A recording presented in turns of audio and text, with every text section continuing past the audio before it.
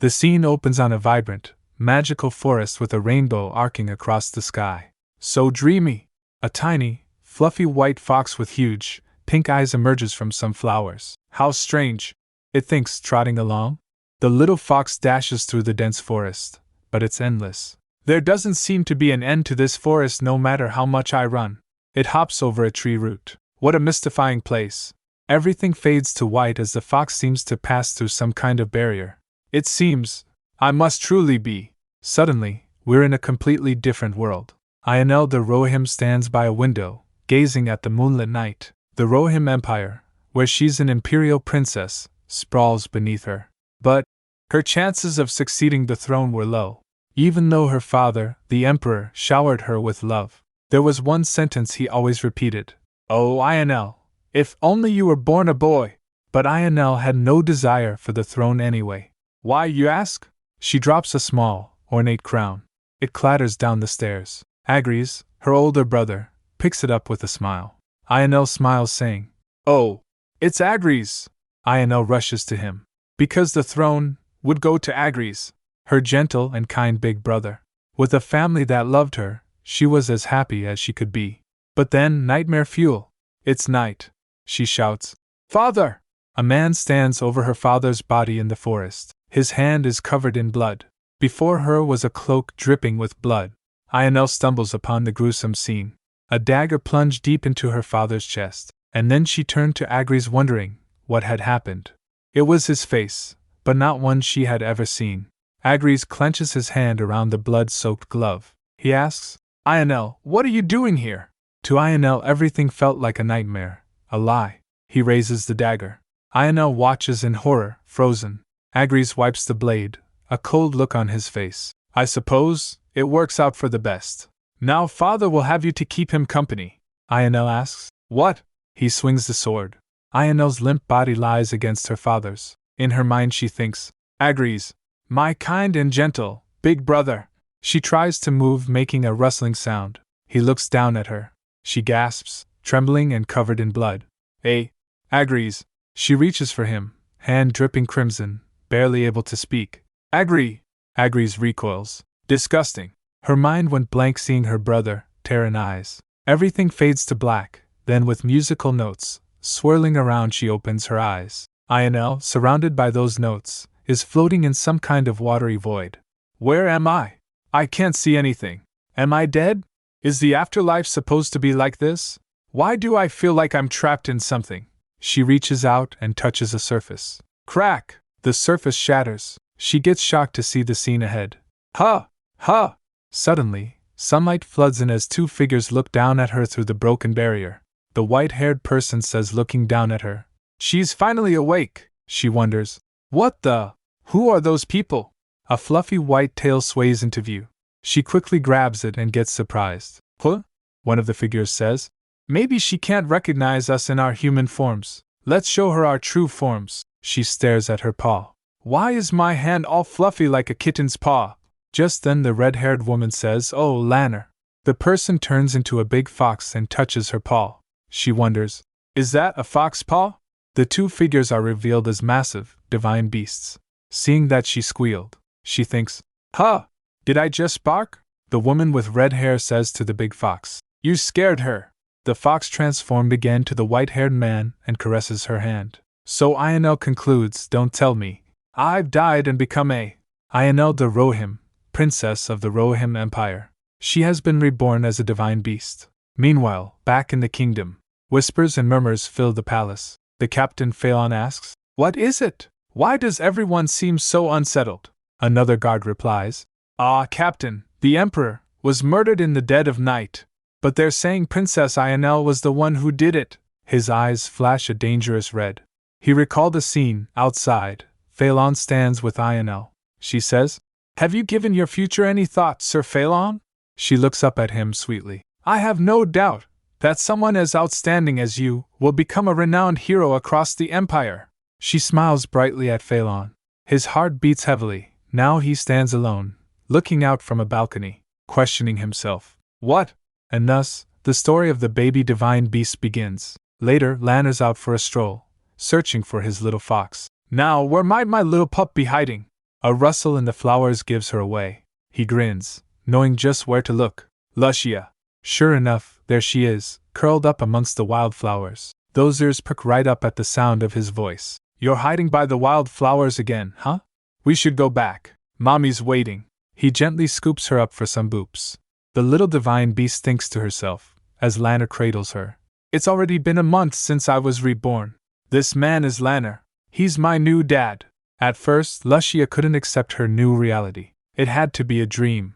But now a whole month has passed, and she has no choice but to accept it. She whines thinking, it's so hard to wrap my head around it. I'm a divine beast? It just doesn't make any sense. A long, long time ago, divine beasts were born from the broken fragments of the god of this land. The golden lion, the silver fox, the indigo whale, the crimson wolf, the ivory falcon, and the emerald snake. The divine beasts who inherited the god's powers communicated with nature. They ruled over the spirits, and watched over the earth, sky, rivers, and seas. Then one day, the great calamity struck. The divine beasts combined their strength and succeeded in protecting the lands, but they hid themselves from the world thereafter. Lusha thinks, who would have thought they'd be nowhere to be found because they retired into the forest of divine beasts? Where are we now? Lusha wonders, as she's carried across the land. It took her all day to get to that meadow, but Lanner practically flies across the terrain. She snuggles into his arms and thinks, no matter where I hide, they always manage to find me. Though they let me roam around freely, I feel like they're being overprotective. Apparently, her egg wasn't even half as big as the other eggs, not to mention it took 10 whole years for her to hatch. Though the divine beasts lost their power to control the spirits after the great calamity, they retained their godly powers and can use them from birth. Of course, they can also freely take on the form of a human. If one has a talent for swordsmanship or magic, they are able to use their divine powers for those purposes as well. But in contrast, Lusha remembers her past life as a human. Perhaps that's why she can't change her form or speak. She got a flashback to Agres and her previous life. Agres, he's the one who took everything from her. She wonders, why did you kill me and father? According to the laws of the empire, the princess cannot rule. There was no question that the throne would eventually go to you.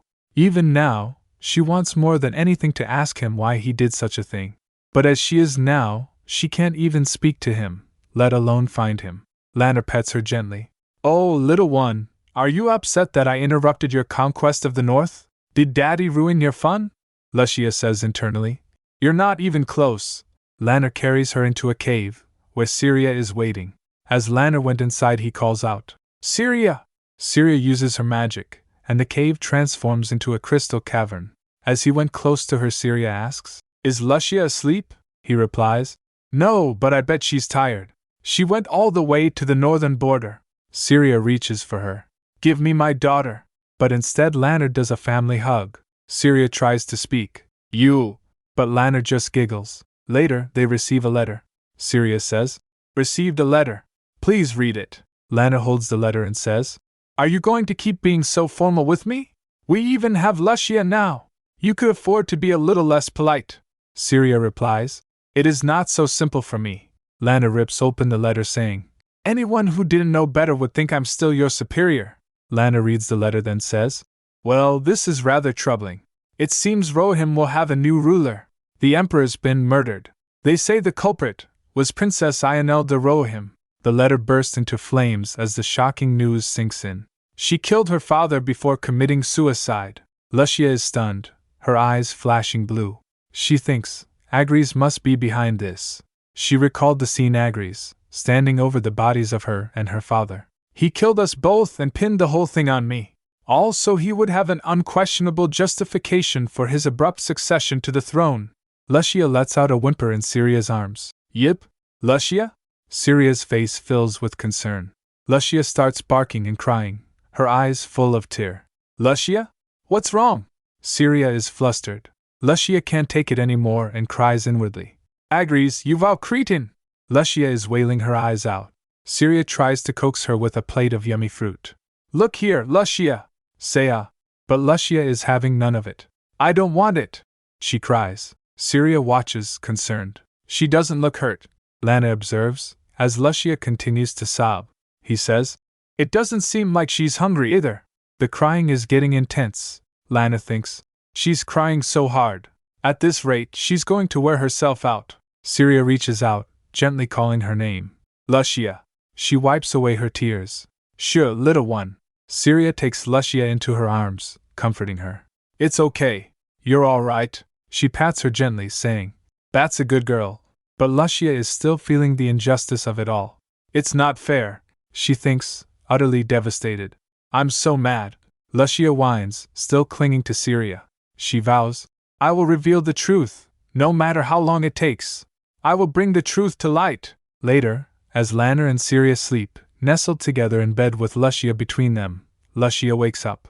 I must have cried myself to sleep yesterday, she thinks, but after all that, she feels a bit more clear-headed. She stretches, determined. I must get to the Rohim Empire as soon as possible. She reflects on her limitations. The more time passes, the harder it will be to prove the truth. But I can't leave the forest by myself. If only I could speak. This would be so much simpler. What should I do? An idea strikes her. For now, I should at least practice speaking. She clears her throat, preparing. Focus. Be loud and clear. I am. She thinks confidently, and then blurts out. Arf. Unfortunately, reality is merciless, even with resolve. Just then Lana and Syria wakes up. Lana chuckles. You seem to have perked up, little one. All that crying must have worked up an appetite. Are you ready to eat? Lusha happily accepts a piece of fruit. Lana steps away, announcing, Syria, I'm going to drop by the human realm. Saying that, he snaps his finger, and rings of magic appears around his finger. Lusha gets surprised. The human realm? She jolts. Lana changes to a noble attire and continues. Vernon will barge in here if I wait any longer. I should visit the imperial family as well, while I'm there. After all, it's my duty as the Silver Fox to watch over these lands, if only in name. Syria remarks, It must be a mess right now, with 2 members of the imperial family dead. Lana agrees, I've no doubt. Lusha perks up, overhearing this. She jumps from her place, so Syria asks, Are you full already, Lusha? Lusha hops down, determined to follow Lana. She went and hops to Lana's leg. She thinks, This is the perfect opportunity. If I can get to Rohim and wander the streets, I'll be able to hear the rumors that are going around about the imperial family. Lana turns to her. Lusha, do you perhaps want to come with me? Lusha, practically vibrating with excitement, can only manage a happy arf. She clings to Lana's robes, saying inwardly, Bring me with you. I'll use every card I have up my sleeve if I have to. Syria is not convinced. No, she says firmly. Lusha, the human realm is dangerous. I can't just let you go without making sure you're prepared. You can go with Mommy next time, when you're nice and prepared. Lusha deflates, but she quickly turns to Lana, thinking, In that case, it's time for my next move. Lusha starts to tear up again. Puppy dog eyes are being activated. Won't she be safe if she sticks with me? Lana asks. Syria retorts, Lana, Lusha hasn't even had her ritual of birth yet. Lana replies, The other divine beast coming to see her can hardly be called a ritual. Lana steps closer to Syria, bumping her gently. Don't worry, Syria. Lusha's safety is as certain as your trust in me. If you trust me, what reason could there be to keep her from the outside world? Besides, she really wants to go. Syria pouts, saying, Whatever. Lana grins. Lusha, do you want to come with Daddy to see the human realm? Arf! Lusha exclaims, overjoyed. The world of humans is filled with fascinating things, after all. And so Lana sets off with Lusha in his arms. Syria says, when packing supplies, I'll come find you after I finish preparing for your ritual of birth. Until then, here's your favorite blankie, fruits, snacks. She completely wraps her up. As they walk, Lana says, Lusha, there's something you should know before we cross over to the human realm. Us divine beasts have 3 rules we must observe. First, do not interfere in human affairs. Second, do not let the humans know you are a divine beast. Third, do not fall in love with a human. If you are found to have broken any of these rules, you will be judged before the Council of Elders and sealed in the Forest of Divine Beasts. They might sound like silly rules, but pretending to care about them will make things less bothersome for you down the road. Understand? Arf, Lusha confirms. We're here, Lana announces. Pointing ahead, he says, That is our home in the human realm. Lusha looks up, tilting her head. Huh! She recognizes the flag. I know that flag. A bright sky over snow-covered evergreen trees. A guard standing watch on the castle wall suddenly notices them. He scrambles off the wall to raise the alarm. Ding! Dong! The bell tolls, and Lusha perks up in Lana's arms. The castle gates creak open with a boom, and a flurry of activity erupts as soldiers swarm to greet their returning Grand Duke. Lusha gets shocked by their swarm. Grand Duke Elharan! The soldiers shout. Welcome home, Your Grace! Lana Karl Elharan was notorious for his absences from high society gatherings. Even the Emperor couldn't get him to show his face. As such, very few people actually knew what he was like. However, no one looked down on him. He ruled the perilous Idelbadour Mountains and the ice wall of the north. As the top swordsman on the continent, his skills transcended human ability, and he protected the Rohim Empire from the barbarians. By preventing them from crossing the northern borders only served to support this rumor. The Grand Duke was surrounded by many other rumors besides that one. There was even talk of him being an ice-cold killer who enjoyed a good bloodbath. Some said he was merely a frail old man, while others claimed he was the most attractive man in the world. However, no one knew if any of their rumors were true, as so few have ever laid eyes on him. Till this very day, he is only really known as a man who is shrouded in mystery. Lusha thinks, now I understand why the rumor about the Grand Duke's castle being empty always circulated. Lusha realizes. It's because he's a divine beast. Inside, Aiden, the butler, greets Elharan politely. It's wonderful to see you home, Your Grace. But Elharan simply replies, Aiden. Aiden quickly guided him to the mountains of work piled up. However, you really must get to work, Lana muses. That was one short greeting. Can't we at least have a welcoming feast first? But Aiden is having none of it. He pushes Elharan and firmly states, No. Then he slams the door. Moments later inside, Lusha taps on a document, and Elharan asks, Did anything of note happen while I was gone? Aiden replies, The barbarians have crossed the ice wall. The room went silent for a moment. Elharan's eyes narrow, and he says darkly, Those vermin are almost asking for it. Lusha flinches, sensing the shift in Elharan's demeanor. Realizing Lusha is present, he realized and quickly softens. Oh dear! Elharan lifts Lusha into the air. Up we go! He says playfully. Aiden asks, Do you plan to go on the offensive? Elharan replies, Later. Smiling tenderly at Lusha, Elharan says, Give us a moment, will you? He takes Lusha to his bedroom and kneels down beside the bed. Lusha, were you frightened?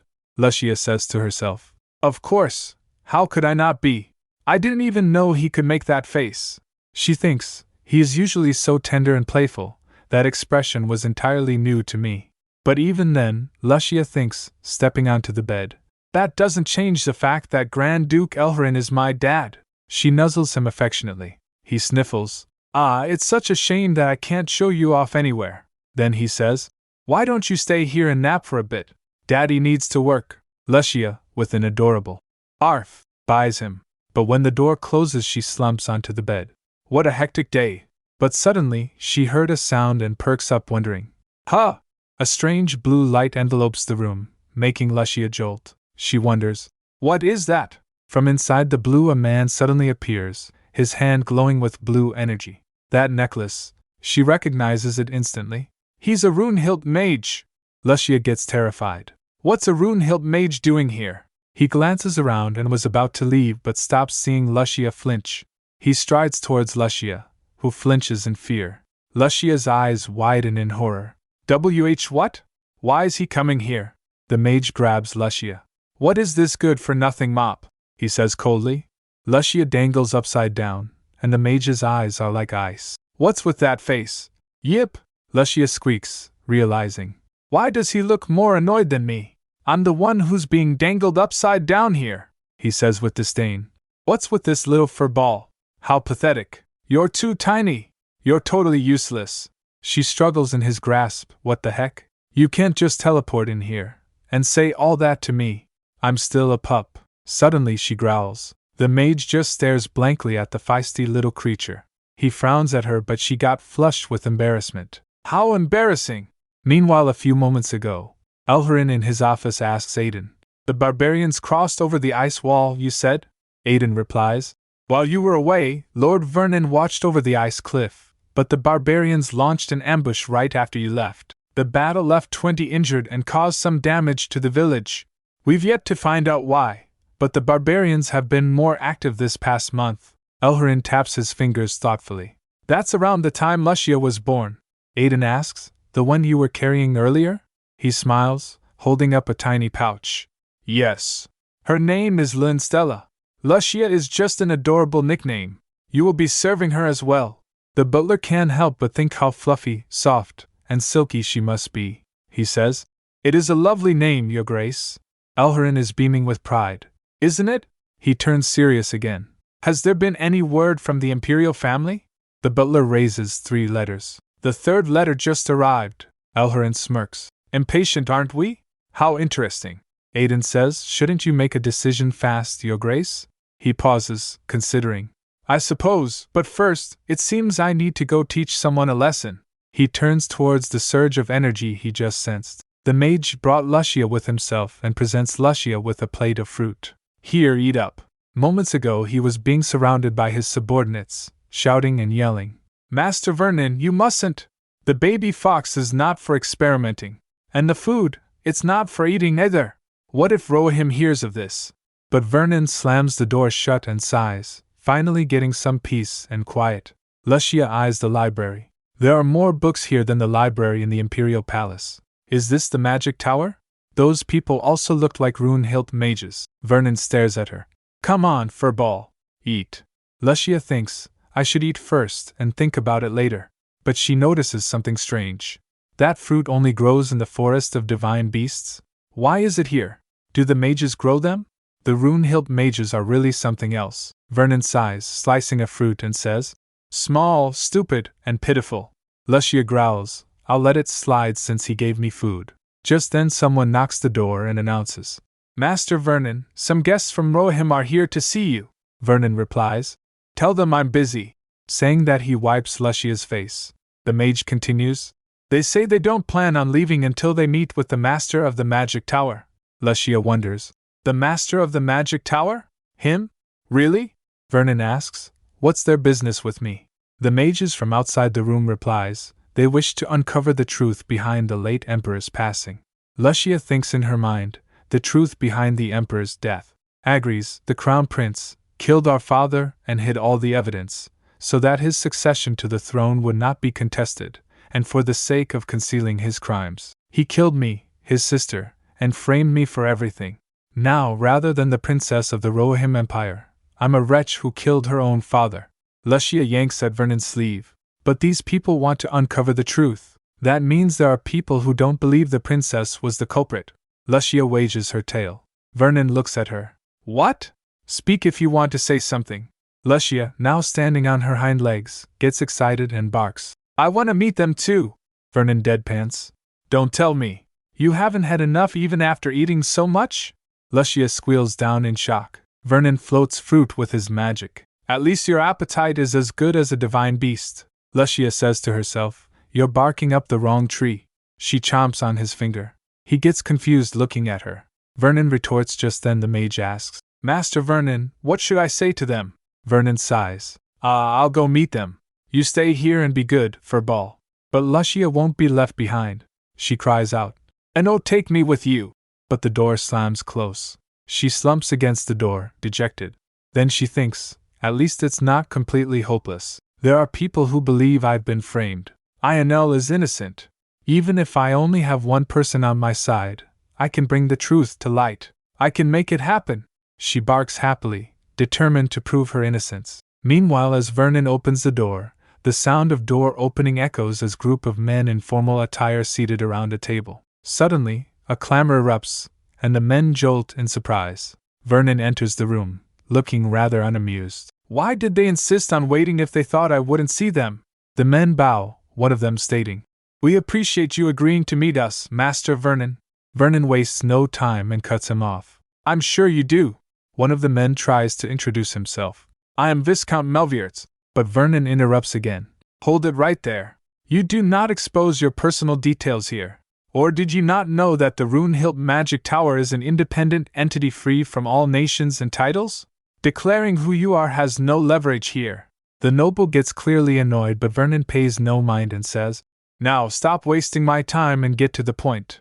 The men reveal a portrait of the late emperor and his daughter. We wish to expose the truth behind the late emperor's death. Vernon leans back, unimpressed. Is there any truth left to expose? The honor of the imperial family has hit rock bottom. It's been concluded that the princess had lost her mind and murdered her father in a fit of. One of the men bursts out. Her Highness would never do such a thing.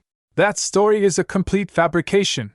Vernon glares, and the man flinches. What I mean is, we implore you dispatch one of your mages to clear the princess's name. Vernon rises. No. The men plead with him to reconsider. Vernon scoffs. Did you think you'd be able to borrow the name of Runhild so easily?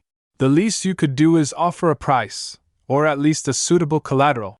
He steps away saying that. The men clench their fists, desperate. As collateral, we offer you Sir Phelan Avalod's name. Vernon halts, his expression shifting. That guy would put his own name on the line for this, he says. You dare stake the name of the captain of the Knights Templar so impulsively? Will you be able to take responsibility for those words? The men are startled. Sir Phelan himself said you would agree to our request if we offered up his name as collateral. Vernon clicks his tongue. That brat actually thought this through, huh? Then he says, in that case, I will send my most capable mage with you. In the other room, Lusha looks down from the window and thinks, this must truly be the magic tower. If I fell from this height, I would really be nothing but a ball of fur. Just then Vernon calls her, fur ball. Suddenly, magic wraps around her, yanking her back. Vernon scolds, are you mad? There'd be nothing left of you if you fell. The little Lusha is dangling precariously. This feels far more dangerous. Vernon flicks his fingers and says, you're so troublesome for such a small thing. He uses his magic. All right, let's get you back to your dad. With a shwoom, they were enveloped in magical energy. Just as she opens her eyes again, she saw a sword to Vernon's neck. Her eyes widen. Gah! Elharan calls out. Vernon! You should have given me a heads up if you were going to take your sister with you. You gave your father a fright. Vernon retorts. What, can a big brother show his little sister around? Lusha gets shocked. Big brother? She thinks. Come to think of it, I do see the resemblance. He's a perfect mix of them both. Her father chides. If you'd come any later, I may have had to destroy the tower. Vernon is not amused. The magic tower is not a toy, father. Lusha remarks. He has more of his father's temperament, though. Elharan shrugs, sheathing his sword. My son's tower certainly wouldn't be, no. He leans in close to the Lusha and whispers. Little one, you can tell Daddy. Did he do anything to you? Lusha recalls. I suppose he did, but ultimately he fed me some fruit and returned me unharmed. Not to mention, he pulled me away from the tower's edge. Vernon replies, I just gave her some fruit, is all. Elharan holds her close in his arms and asks, is that right? Lusha just nods. Vernon then asks, was that fur ball the reason you left the castle deserted this whole time, without even a word? Elharan gasps in mock horror. Vernon! You're lucky your mother didn't hear that. Lusha barks in agreement. Vernon's heart skips a beat. He says, you might as well have just waited for another emperor to die before coming back. Elharan handed her to Aiden and says, I'll be right back. Then Elharan turns to Vernon and smiles. I know, right? A soldier brought a horse while Elharan says, this isn't the best place to talk. He gets on the horse and says, what do you say we continue our conversation on the battlefield? Vernon blinks, confused. Huh? Night falls over the castle, and Vernon sits, deep in thought, sighing heavily. What happened to him out there?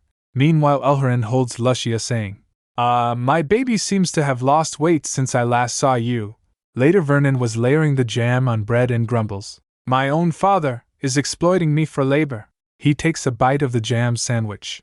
While Elharan was feeding Lusha, he says, consider it repayment for me renovating the tower. That sets him off. Vernon slams his fist on the table. What? I paid you back for that already. Across the table, Vernon's father smirks and says, not the interest, he says, all smug about it. Vernon is so done with this. His father adds insult to injury. You only have yourself to blame for borrowing from me. And then, Elharan whispers to Lusha, Lusha, go make him feel better, will you? Talk about emotional manipulation. Vernon, looking gloomier than ever, can only watch as Lusha sneaks towards him. Quit your moping and greet your sister properly. I don't believe you've been properly introduced, his father commands. Vernon shoots Lusha a wary glance. As Lusha gets near him, Elharan adds, "This is your sister, Stella. We call her Lusha." Vernon reaches out and gently holds Lusha's tiny paw. "I'm Vernon," he says quietly, shaking her paw. The cute little Lusha barks happily. "Arf," she thinks. "I found him rude and frightening at first, but his actions are not as cold as his words. Though he might grumble the whole time, when it comes down to it, he'll do everything for you." Vernon then asks his father, There was something I wanted to ask. Have you heard anything regarding Phelan?" Elharan asks. "Phelan of Elod?" Lusha also gets interested hearing Phelan's name. Phelan of Elod, he had no status, no wealth, no sponsors who supported him. He joined the Imperial Guard solely through his skills as a swordsman. Though he had a rough start, in merely 3 months, there wasn't a soul in the palace who didn't know his name, and for good reason. Lusha recalls a memory, where Phelan had said, kneeling before Princess Ionel, "Greetings, Your Highness, my name is Phelan of Elod. I'm to be your personal guard from now on." Phelan was the last one left standing in a tournament among the Imperial Knights who were of great renown. He barely even broke a sweat. The Emperor lauded him and made him the personal guard of not the Crown Prince, but the Princess. Not because he lacked the ability to be the captain of the Imperial Guard, but simply because the Emperor treasured his daughter so.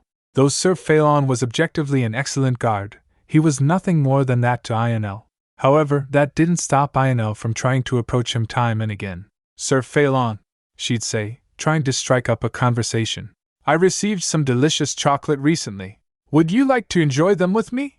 Phelan would simply reply, "Please do not mind me, Your Highness." And with that, he'd turn and walk away. Ionel tried her best to be friendly to her overqualified guard, but her efforts were in vain. The distance between the two remained as wide as ever. Though they shared the same space and breathed the same air, she never felt like they were ever really together. She couldn't trust him. And the same could be said for Phelan. At one instance Phelan had said to Princess Ionel, "I'm needed on the southern front. I require your permission to go, Your Highness." A brutal war had broken out in the south. Him asking for her permission to be dispatched there was his way of resigning as her personal guard. For Ionel, it was not entirely unexpected, though she clenched her fist tightly. "Do as you will," she said, barely masking her disappointment. Their awkward relationship that barely lasted a year ended in futility. After that, Sir Phelan accomplished much in the War of the South, leading the army to victory. He became known as the strongest knight in the Rohim Empire. He caught the eye of the Pope who had attended the ceasefire negotiations, and was later named the captain of the Knights Templar. Thereafter, Ionel would hear news of him every now and then, but never again did she see his face. Back in the present, Elharan asks, "Phelan? What of him?" Vernon continues, "Some knights visited me and said they wished to prove the innocence of the late princess. They put up Phelan's name as collateral." Elharan gets intrigued. "Oh." Lusha gets shocked. "What? Why him?" Lusha thinks, "I'm nothing to him. He was just forced to serve me for a year." Elharan muses, "I do remember hearing talk of him in the forest. They say he's lost his mind." Lusha gets stunned. "What?" Upon hearing that, Lusha gets stunned. "Phelan's gone mad?" Elharan remarks. "After hearing what you just said, there seems to be some truth to that rumor. He knows what it means to stake his own name." Vernon sighs. "He's clearly not in his right mind." Lusha glances between them, thinking, "But are these two close with Phelan? They don't even call him by his title." Elharan asks of Vernon, "Have you heard from him?" He replies, "I plan to meet him soon." But little Lusha can only think, "I can't even ask them since I can't talk." She drooped down Arwu. Seeing that, Vernon pats her head and says, "By the way, are you sure it's all right to bring her to the human world already? She can't be more than a week old." Elharan stands and says, "She's a month old." Vernon gets shocked upon hearing that. Lusha, noticing this, thinks, "I know I was born smaller than average, but am I so small as to warrant concern?" Elharan steps forward with a gentle smile, while Vernon looks at her with concern. Lusha notices that and thinks, his expression. Elharan strokes her head, saying, "We can only love her for how she is. I'm sure she'll grow eventually, with enough food." Just then Vernon offers her more and says, "Here, eat some more." Then, changing the subject, Elharan announces, "Anyway, I will be heading to the capital, Vernon." Vernon retorts, "You're leaving the castle empty again?" Elharan then holds Lusha on his shoulder and adds, "The Crown Prince wants me to show my face." Vernon rises up from his seat and declares, I'm coming with you. Elharan asks, You are? Vernon replies, I told Phelan's men I would send my most capable mage. Besides, is there any mage out there that can surpass the master of the magic tower himself?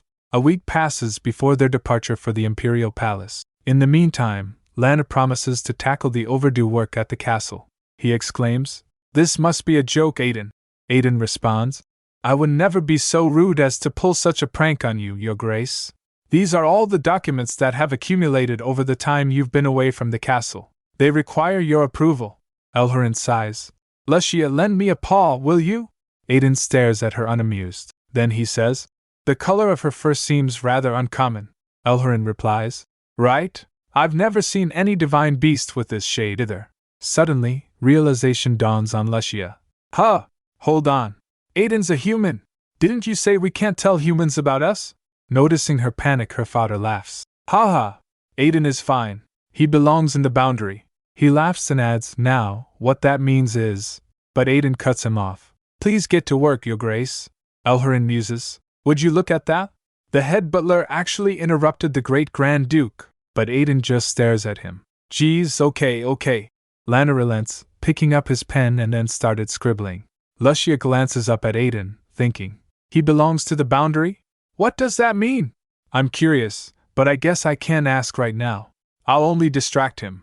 And so they work, she thinks. In any case, it seems like it isn't a problem. 7 hours later, the work continues. 9 hours later, the work continues. Lusha can't take it anymore.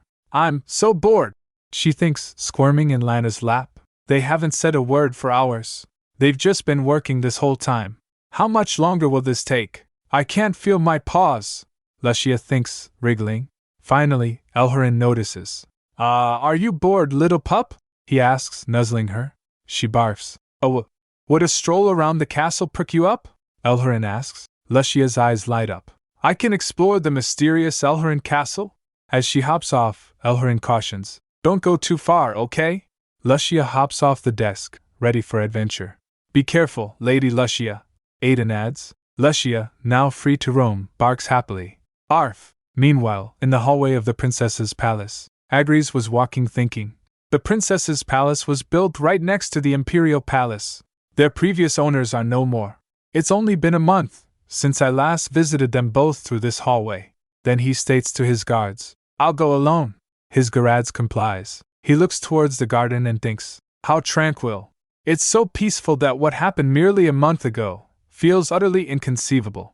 He walks ahead towards a room King. The nobles insisted that the princess's palace be demolished, claiming we shouldn't leave the palace of a murderer standing. However, just then woman's voice calls out, Oh, Your Highness. She greets him. I suppose your council meeting went well. I stopped by after hearing everything was ready. I'm delighted that things are progressing so quickly. She grabs onto his arm and continues, I'm to stay here from tomorrow, but I never knew how beautiful and well lit that girl's palace was. Are you sure she deserved all this? She pauses, then says, Well, I suppose her dying evens things out. She smiles wickedly, covering her mouth. Hee hee. Ha! Now, all this belongs to me, she declares, twirling in a beautiful gown. The crown princess!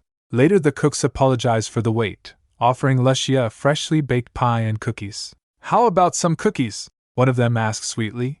Another chimes in. Have some milk too, to help them go down. But Lusha is a little confused. How did she even get here? A few moments ago, when Lusha sets off on his adventure of exploring, she is warned to not wander too far. Aiden says, Be careful, Lady Lusha. But Lusha, in her furry glory, bounces off to explore the castle. While wandering, she catches a delightful scent, following the delicious smell. It leads her right to the kitchen where everyone is baking. Seeing them, she thinks, They're baking since it's past dinner time. She realizes, catching whiffs of bread, apples, and cinnamon. This has to be. Suddenly someone crazes into her and shouts, Chef? Is something the matter? A cook asks. Another one asks, seeing Lusha. Huh! What's a fox doing in here? Just then someone remembers. Wait, isn't that Fox? The Grand Duke, holding her, says. I love her like a daughter. I expect you to treat her as such. It hits the kitchen staff like a ton of bricks. It's the Grand Duke's treasured fox daughter. Back to the present, Luscia's devouring everything offered, thinking, I could eat the whole thing, even though I'm not even hungry. Just then she heard a melody and perks up at the familiar melody. I know that melody, but from where? Suddenly, disaster strikes. Someone bumps into the chef who is carrying a container of gravy. Another shouts, Ah, watch out! Soup goes flying, splashing all over Luscia. She realizes, Oh! Ack! The chef panics. Little fox! Just then with the melody a bright light appeared blinding everyone, and it protects Luscia from the disaster that was about to unfold. With the strong wind, the kitchen staff goes flying. Luscia gets bewildered. Huh! The container fell down. Oh my goodness! A cook cries. Where did that wind come from? Another exclaims. I thought it was going to fall on her. My heart almost stopped. I'm so sorry, little fox. One of them stammers. She pats his swollen head. Luscia is confused. What was that? Did I use my divine powers? She wonders. No, there's no way I managed that when I can't even turn into my human form. She watches out from the window and thinks, it was certainly a power of some kind. But what? 1 week later, Luscia sneakily watches Elharan and Vernon ready to leave for the Imperial Palace. Today is the day. They leave for the Imperial Palace. Luscia realizes. But it looks like they're planning to go without me, and decides to cling to Lana's cloak. Vernon notices, chuckling. Are you taking Luscia with you? She complains, Hey, is there no honor in this divine beast family? Well, I can't just leave her alone in the castle, can I? Lana replies, making Luscia's heart sore. Dad's the best, Vernon sighs. She's bound to get fleas wandering around the capital. Elharan holds Luscia up and says, That's where your skills come in, master of the magic tower. Vernon sighs and with a glow, he uses his magic. Luscia floats in the air, then a flashing light engulfs her. As she opens her eyes, Vernon says, I knew it. Her growth is so slow that I could only change her into a baby.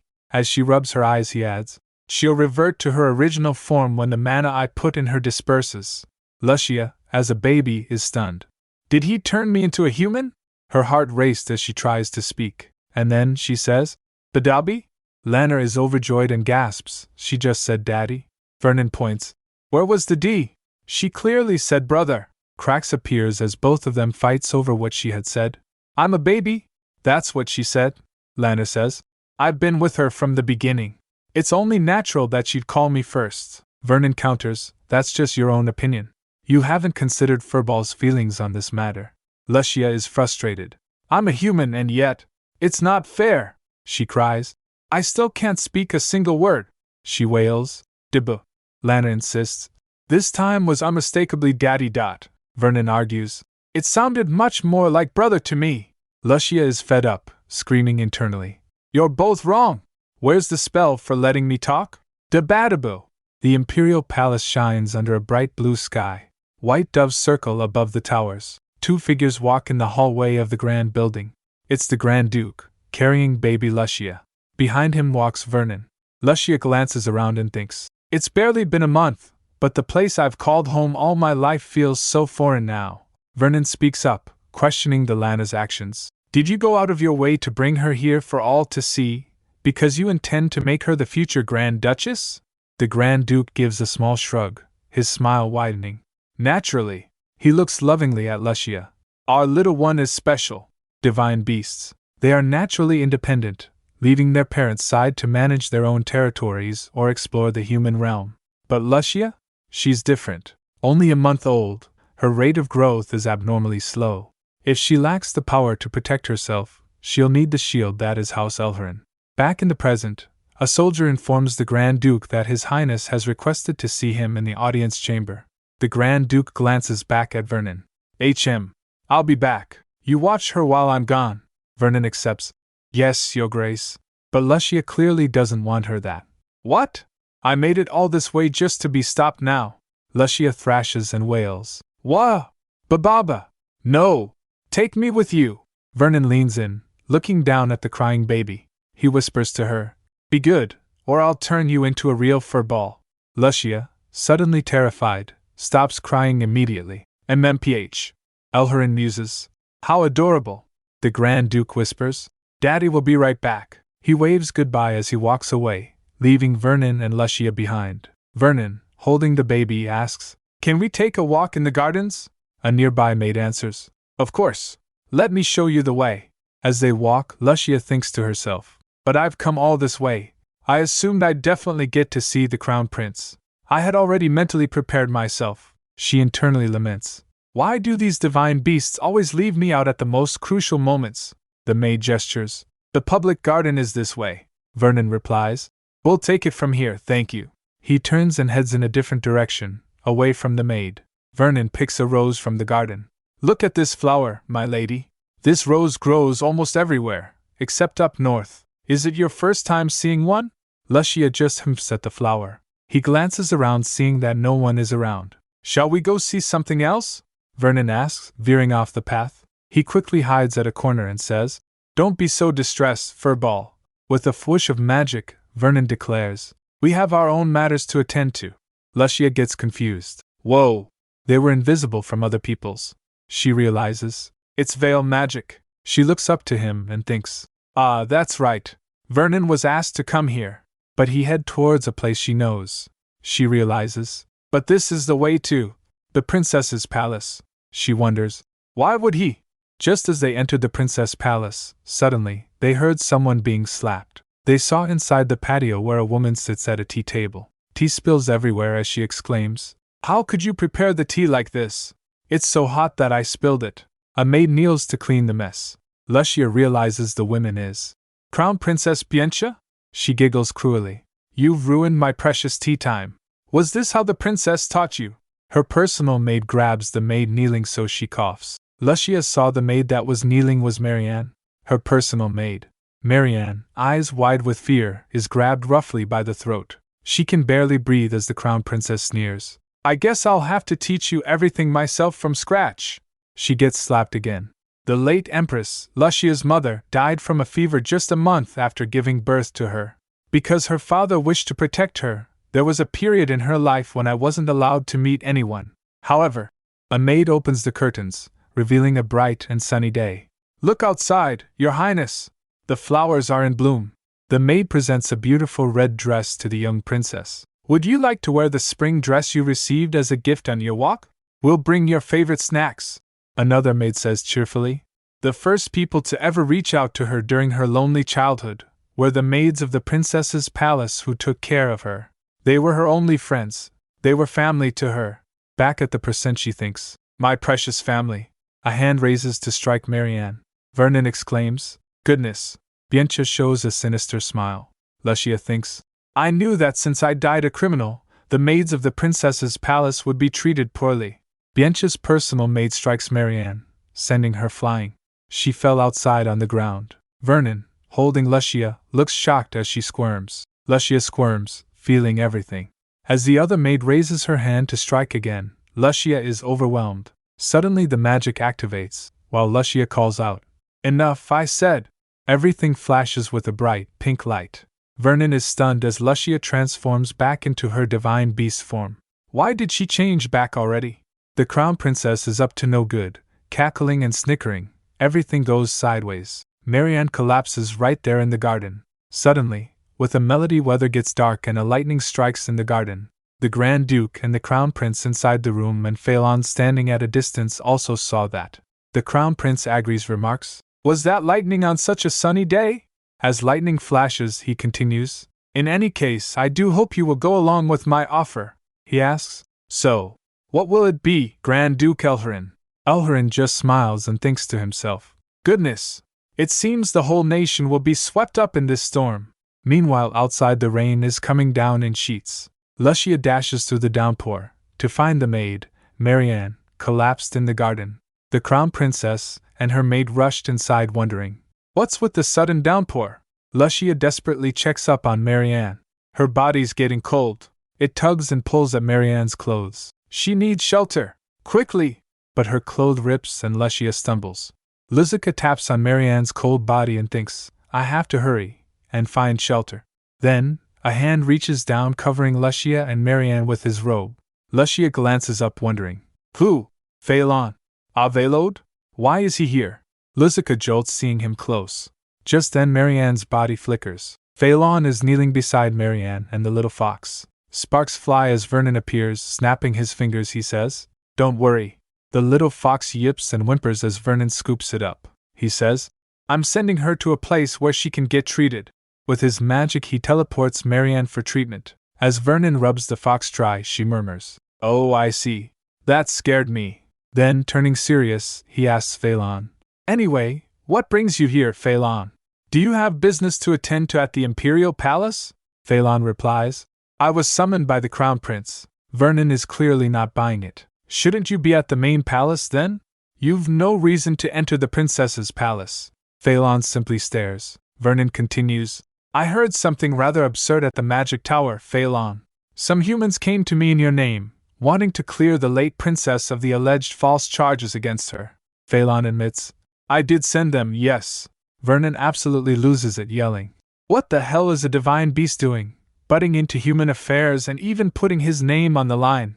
Have you really lost it?" Lusha gets startled by Vernon's outburst. "Geez, he scared me. Are names so important to divine beasts?" Then it hits her. "Wait, did I hear that right? Phelan's a divine beast?" Vernon shouts. "Did that princess owe you money or something? Why are you going this far?" Phelan remains silent. Lusha's mind is racing. He recalls her father saying, "Phelan's insane. They say he's lost his mind." She thinks, "No wonder they referred to him so casually. They must know each other since they're all divine beasts." Phelan is staring right at the little fox, who flinches. "Why is he staring at me? Does he recognize me as Ionel?" Her heart raced. Vernon speaks. "This is my sister. Not that you know. You never visit the forest. You have no interest in our kind at all." Just then a courtier approaches, saying, "Sorry to keep you waiting, Sir Phelan." Vernon clicks his tongue annoyed, then says, while activating his magic, "Anyway, I won't cut corners on this investigation. A deal's a deal, after all. While I'm working on it, go fix those loose screws in your head." Saying that, he teleports with Lusha. Then the servant comes and says, "Sir Phelan, apologies for keeping you waiting. The Crown Prince will see you now." As he departs, he thinks, "Insanity, huh? I can't say he's wrong." Vernon and Lusha went to Grand Duke's manor in the capital, and it turns out that Vernon sent Marianne there for treatment. They meet with her, and the injured maid says, "I will never forget your kindness, Your Grace." Marianne continues, "My name is Marianne. I am the head maid of the princess's palace, and I was Princess Ionel's nanny." The Grand Duke strokes Lusha's head, then tells Marianne, "I'm sorry for summoning you here when you haven't yet fully recovered. I just had something I wanted to ask you." Marianne falters. "Me? What could you possibly?" The Grand Duke leans in. "They say the culprit behind the late Emperor's death is Princess Ionel. What can you tell me about her?" Later, Lusha was eating delicious-looking animal-shaped cookies that are Elharan Manor exclusive handmade cookies. While Elharan and Vernon were in a conversation, Elharan told Vernon, "Marianne, the maid from yesterday, also says the princess was framed." He recalls his conversation with Marianne. Elharan asks her, "They say the culprit behind the late Emperor's death is Princess Ionel. What can you tell me about her?" She says, trembling. "Her Highness is innocent." Elharan questions, "You're taking her side even after she was accused of murdering her own father?" Ears welling up, she says, "As Her Highness's nanny, I was the one who stood by her side her whole life. She is incapable of harming others, let alone taking a knife to them. On top of that, she's not one to run away from her responsibilities," the nanny insists. "She was too kind and friendly for her own good. Her Highness was special beyond compare." Lusha, who was hearing that, felt touched, and tears came to her eyes. She says in her mind, "Thank you, Marianne." Elharan continues, "It seems the princess took very good care of those around her." Vernon fills in, "And seeing how she had such a close relationship with the late emperor." Elharan grabs the cookie from her hand and snaps it in two, asking, "Is it too big for you?" Vernon drinks tea, looking serious. "This case is clearly not as simple as it appears." Lusha is happily munching away on the divine fox cookie.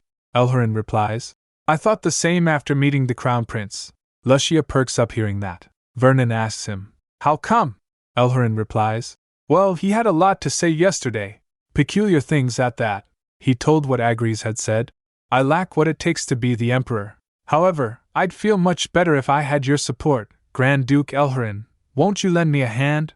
Elharan scoffs. He actually thinks I'll stand in line beneath him. How arrogant. Both Lusha and Vernon get stunned hearing that. Elharan pats Lusha and says, "There's a lot of darkness lurking below the surface. With humans, I could see he had every intention to destroy me if I refused to comply, so I just smiled amicably and left." Vernon fumes. "Does that mean we're supposed to just fall in line whenever he breathes now?" Elharan, looking scheming, thinks, "For generations, House Elharan has been a firmly neutral power. The Crown Prince must have been fully aware of that as well. But in spite of that, he tried to sway me. He's definitely up to something." Then he says, "Things have been pretty quiet so far, but I expect it to get rowdy soon. I'll need Syria with me here." She holds up a cookie in the shape of a fox and thinks, "Syria, my new mother." Elharan turns to her.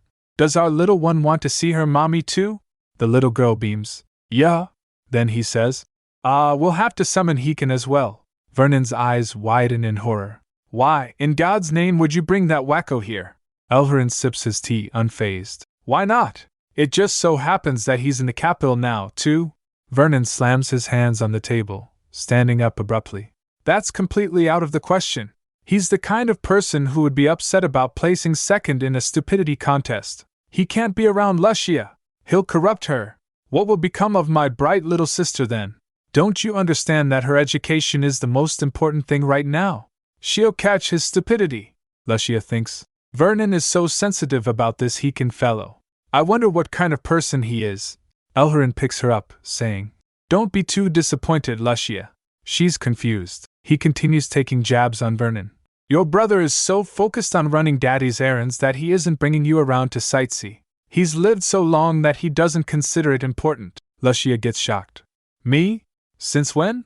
Elharan smiles slyly, saying, "I guess there's no helping it. Why don't you and I go together when I have some free time? Who knows? By then, you might even be able to walk already.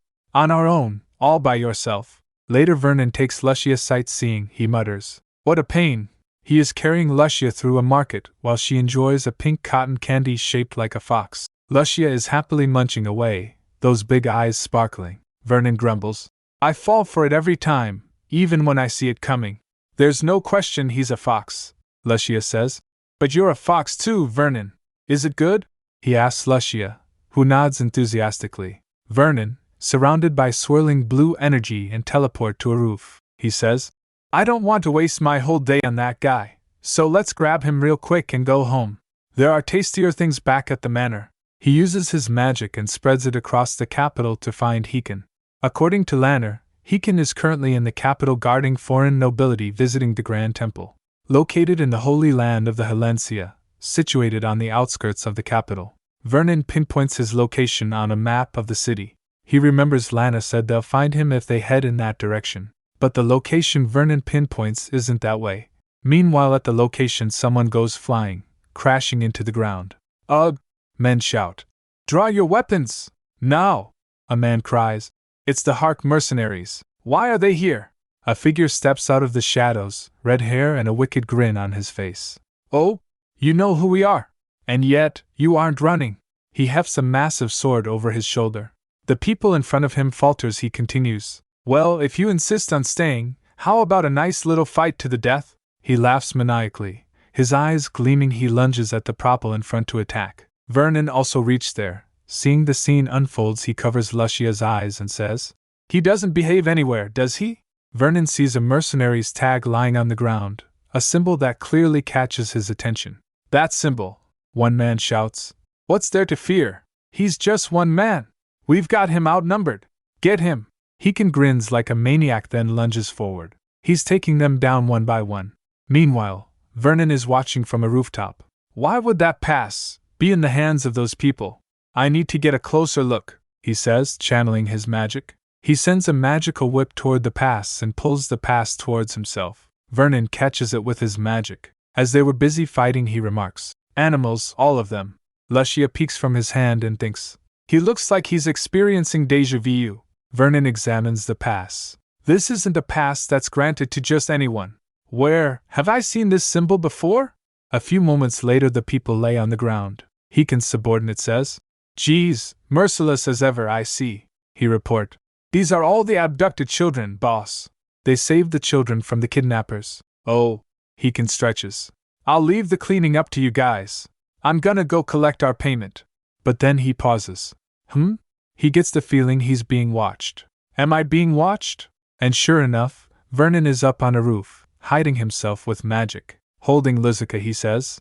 He isn't working as a guard anymore, from the looks of it. Seems like he's moved on to eradicating human trafficking groups. He starts to follow the Heikin. Let's follow him, Lusha answers. Duh.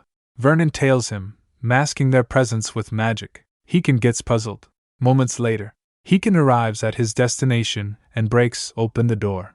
Vernon glances at the surrounding. This place is older and much more obscure than earlier. People usually only come to this sort of location to conduct sketchy business. Then Heikin turns and asks, "Who's there?" Vernon is caught. "I knew I felt something before." "It was you, wasn't it?" He smirks. "Are you an assassin someone sent to relieve my boredom?" Vernon sighs. He leaps down and lands a foot at his face, crashing Heikin inside the building. Vernon says, "You're lucky I'm not an assassin," Vernon says coldly. Lusha gets startled. "Did you forget you were carrying me?" Heikin is dazed. "What are you doing here? HM? Who's that?" He stares Lusha in Vernon's arms. "Did you get married and have a kid?" Vernon remains cold. Heikin says, "Geez, you could just say no." Then Vernon explains it to Heikin. He picks up Lusha, who dangles, and asks, "So, you're saying she's my sister?" Vernon retorts, "No, she's my sister." "Give her back," Heikin replies. "That means she's my sister too. Something wrong with your brain, vermin?" They're having an incomprehensible conversation now, with Lusha caught in the middle. Vernon says, "I told you not to call me that, wacko. Now give her back." Heikin refuses. "No!" Vernon shouts, "Hey!" Heikin turns and says, "You can't keep her all to yourself." Lusha thinks, "So my other brother is the leader of the famous undefeated Hark mercenaries. Is it because they're Lanner and Syria's sons? Everyone's so important." Heikin sniffs her. She seems like a silver fox, but her hair color's so fascinating. "It's a silvery pink," she thinks. "He's too close." She flails. Buwada." Heikin gets shocked. "She just looked at me and said brother." Vernon says, "Enough with your nonsense. Hurry up and come with me. Lanner asked me to come get you." Heikin refuses. "I can't go yet. I have to collect our payment from my client first." Vernon asks, "When will he be here?" Heikin replies, "Soon, probably. We agreed to meet today."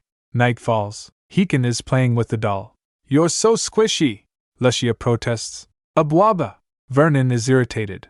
He runs to and tries to grab Lusha. "Stop it. Give her to me." Heikin refuses. "Nope. I'm having fun squishing her cheeks." Vernon is reaching his limit. "Shut up," and just then, someone approaches. He stops seeing Vernon and Heikin quarrel. Someone in a hooded cloak stands hesitantly in the doorway.